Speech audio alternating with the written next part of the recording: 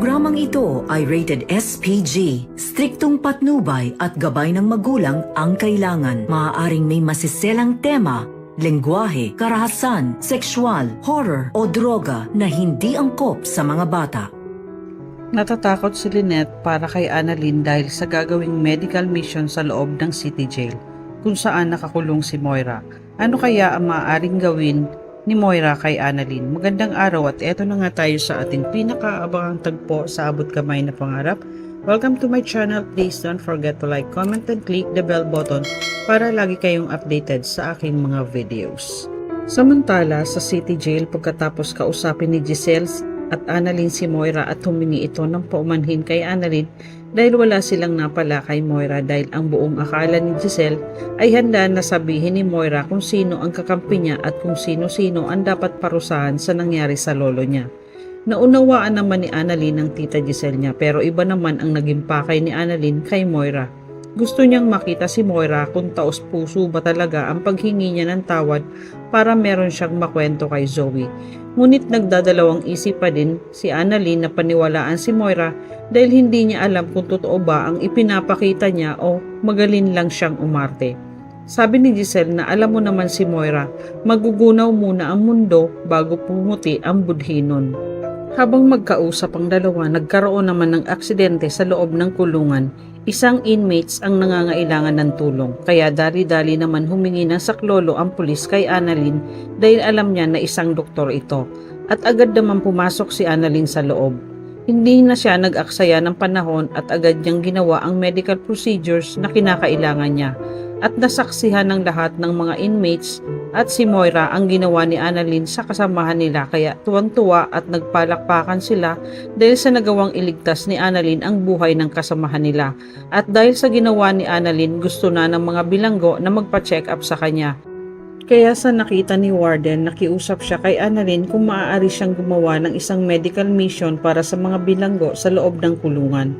Nagulat si Annalyn at hindi na siya nakatanggi dahil gusto din niyang makatulong sa mga taong nakakulong at ikakatuwa din ni Zoe pag nalaman niya ang gagawin ng medical mission dahil may pagkakataon siyang makita niya ang kalagayan ng mami Moira niya sa loob ng kulungan.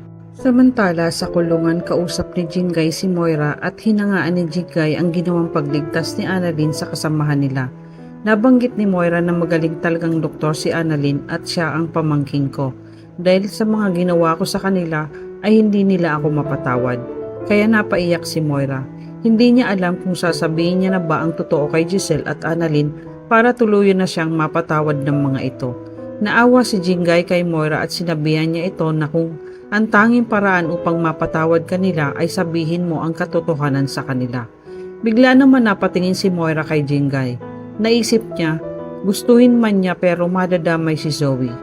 At yun ang ayaw niyang mangyari. Maya-maya ay may dumaan ang mga kasamahan nila at narinig nila na magkakaroon ng medical mission sa loob ng kulungan. Ikinatuwa ni Moira ang nabalitaan niya dahil may pagkakataon siya na makita at makausap si Zoe. Kinabukasan ay nagpunta si Annalyn sa East Ridge at dito nga habang kausap niya ang nanay Lynette niya, nabanggit niya na may gagawin silang medical mission sa loob ng kulungan kung saan nakakulong si Moira. At hindi makapaniwala si Lynette at Carlos sa sinabi ni Annalyn na na-assign siya sa medical mission sa loob ng city jail. Sinabi ni Annalyn na isinama siya ng tita Giselle niya sa kulungan para kausapin si Moira dahil gustong humingi ng tawad ni Moira sa kanila. Pero hindi siya pinatawad ni Giselle dahil hindi masagot ni Moira ang mga tinatanong ni Giselle sa kanya kung sino ang mga kasabwat niya sa labas ng kulungan at kung sino ang nagbibigay sa kanya ng pera para itumba si Dax. Ikinagulat ni Carlos ang sinabi ni Annalyn kaya kinabahan siya na baka ilaglag na siya ni Moira. Habang umiinom ng kape si Annalyn, nagtanong si Lynette kung sino ang kasabwat ni Moira. Pasimpleng tumingin si Annalyn kay Carlos dahil napansin niya ito na kinakabahan at kung bakit iba ang naging reaksyon niya nang marinig niya ang sinabi ni Annalyn. Sabi ni Annalyn na hindi niya na sinabi kung sino ang tumutulong sa kanya sa labas kaya hindi siya magawang patawarin ni Tita Giselle dahil hindi siya nagsasabi ng totoo at nagsisinungaling lang si Moira na gusto niyang magbago at hindi kumbinsido si Tita Giselle sa mga sinasabi ni Moira dahil alam niya na umaarte lang ito. Sabi ni Lynette na tama lang na hindi talaga siya pinatawad ni Giselle dahil sa dami ng kasalanang ginawa niya sa atin. Kahit na maglumuhod pa siya, hindi ko din siya mapapatawad. Habang nakikinig lang si Annalyn ay pinagmamasdan niya si Carlos dahil iba ang kutob niya na may kinalaman ito. Maya-maya ay biglang sumang-ayon si Carlos sa sinabi ni Lynette na hindi dapat patawarin si Moira at habang buhay niyang pagbayaran ang lahat ng kasalanan niya sa kulungan. Pero sabi ni Annalyn na naramdaman din niya ang sinseridad ni Moira habang humihingi ito ng tawad sa kanya. Pero nangingibabaw pa rin ang pagdududa niya kay Moira. Kaya sinabihan siya ng nanay Lynette niya na mag-iingat ka anak at parang hindi ako kampante sa gagawin mong medical mission lalo na nandoon sa loob si Moira. Sabi ni Annalyn na huwag kang mag-alala Nay dahil may mga bantay naman po doon. At maya-maya ay nagpaalam na si Annalyn sa kanila dahil mag-duty pa siya sa Apex. Samantala sa Apex Hospital nagsimula nang mag-duty si Annalyn kaya pinuntahan niya si Carla para alamin kung kamusta na siya. At naabutan niya itong kausap ni Doc Luke dahil natatakot siya sa gagawing operasyon sa kanya. Kinamusta siya ni Annalyn, sabi ni Carla na okay naman po ako Doc at salamat sa iyo at binigyan mo ako ng lakas ng loob. Nabanggit ni Carla na sana kung nandito ang mama ko sa tabi ko, hindi sana ako matatakot ng ganito. Kaya naitanong ni Annalyn kung nasaan ang magulang niya. Sabi ni Carla na nakakulong po siya Doc sa City Jail dahil nakapatay po siya. Ikinalungkot naman ni Annalyn ang sinabi ni Carla kaya nakaramdam siya ng awa para kay Carla. Sinabi ni Annalyn na alam mo, magkakaroon kami ng medical mission sa loob ng kulungan sa susunod na araw. Gusto mo bang hanapin ko siya para sa'yo? Ikinatuwa ni Carla ang sinabi ni Annalyn kaya agad niyang ibinigay ang pangalan ng nanay niya at gumawa siya ng sulat para dito. Umiiyak na sinabi ni Carla kay Annalyn na kung sakaling makita mo ang nanay ko sa loob ng kulungan, pakisabi naman po Doc sa kanya na miss ko na siya at mahal na mahal ko po siya. Ramdam ni Annalyn ang pangungulila ni Carla sa nanay niya.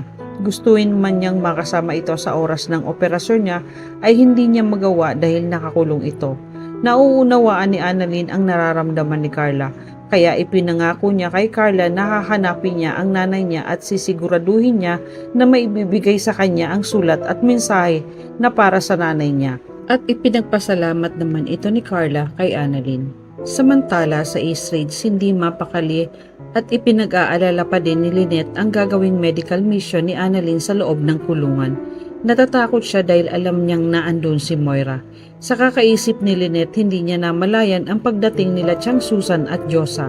Kaya naitanong ng dalawa kung ano ang iniisip niya dahil napansin nila na parang may problema ito. Ano ba ang problema mo Lynette? Bakit parang alalang-alala ka dyan? Sabi ni Lynette na si Annalyn kasi na-assign siya na gumawa ng medical mission sa City Jail. Alam naman natin na nandun nakakulong si Moira. Ipinag-aalala ko na baka mapahamak si Annalyn at baka kung anong gawin sa kanya ni Moira.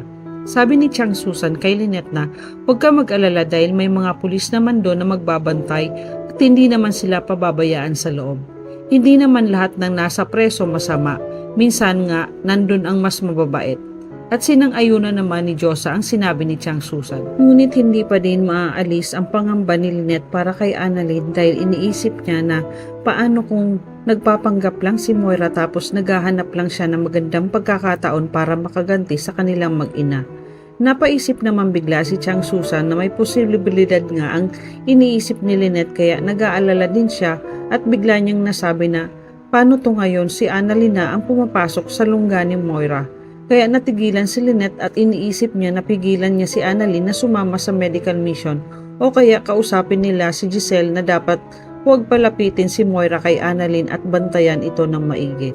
At baka kung anong gawin nito kay Annalyn. Kaya agad umalis ang tatlo papunta ng Apex.